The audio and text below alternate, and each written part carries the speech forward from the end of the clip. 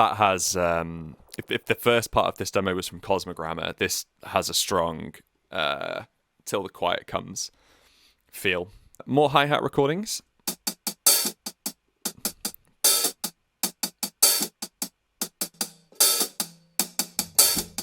With all that turned off, you can hear the sound of my flat a bit more.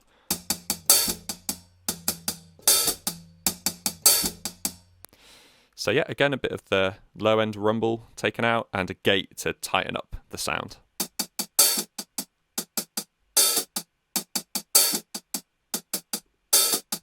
The beat.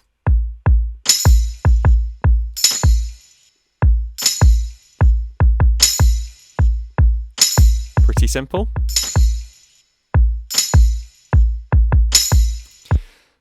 The 3 tambourines have been sort of arranged loosely so that they are kind of flamming.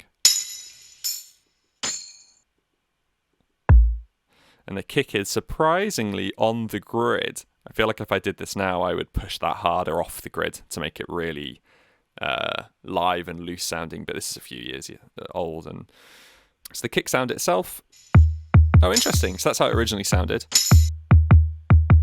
Yeah, so that just sounds like a synth drum. And it looked like I pitched it down by 6 and rolled a lot of the tail off.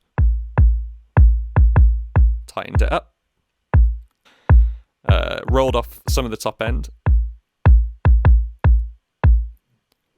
Bit duller. And I think that's it. And then these tambourine sounds would have just been random tambourine sounds from around my flat. I have a few tambourines. Top ends rolled off. Yeah, because that's quite bright. And there you go, that's the beat. Nothing else on it. A couple of shakers from my flat. Really close mic'd. A lot of low ends rolled out. Actual compression on this, but not to make the sound even. It's to sidechain. So it's being sidechained to the fly low beat above here.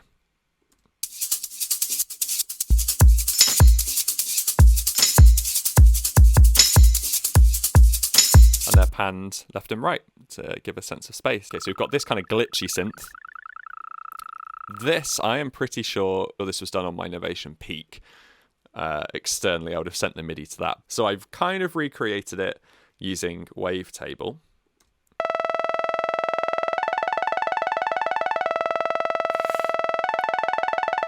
So you can hear it's just an arpeggiator set to 30-second notes, quite a tight gate, rolled off some of the top, and a very tight envelope.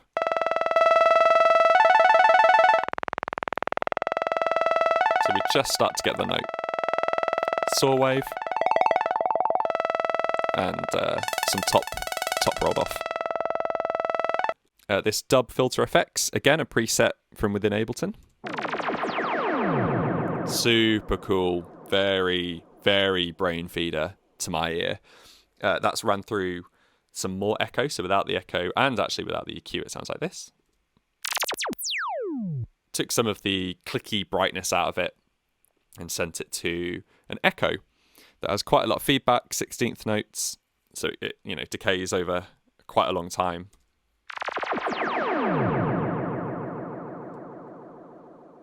Again, if I was going to come back and remake this today, I'd probably put a bit of auto pan on that, get it moving around the speakers left and right a bit. Wavetable again. This is cool. So sort of the same as above, just one note, not quite a sine wave. We're getting towards a triangle wave there. Top rolled off. 16th notes, and taking off this low rumble here. Really simple. So those together,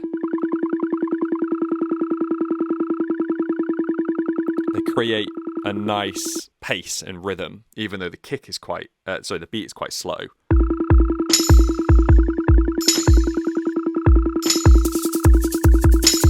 They match the shakers. So this kick note is again, the note itself is from the Novation Peak, I have no doubt.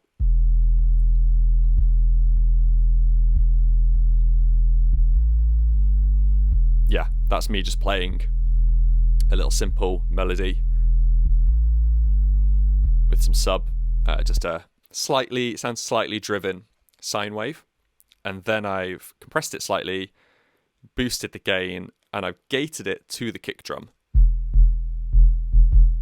So it's giving the kick drum a note.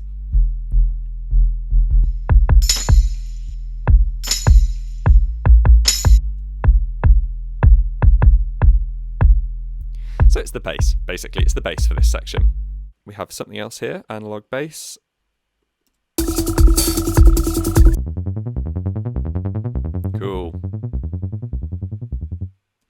Cool. So that's analog.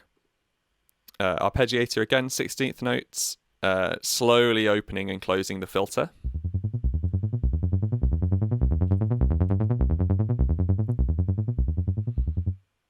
But not providing any real low end. I mean, there's not even an EQ on it, so I wasn't worried about it clashing too much. And then finally, this, which is beautiful, adds a lot of humanity to it. So that comes from here. This is from our sample pack from around the similar time. This is from our Ethereal Voices. I recorded a bunch of singers and I built an instrument out of their voice. So it's from that instrument. It's run through a Touch Loops rack, which is a Touch Loops vintage rack. Some echo, some cathedral reverb, there's some EQ on there, I've no doubt. EQ and a compressor, again, sidechaining it to the kick, giving it that pulse. So I would have, again, to save CPU, comped that down into audio, like that. And then turned all this chain off. But again, I'll link to that pack. So that's section 2.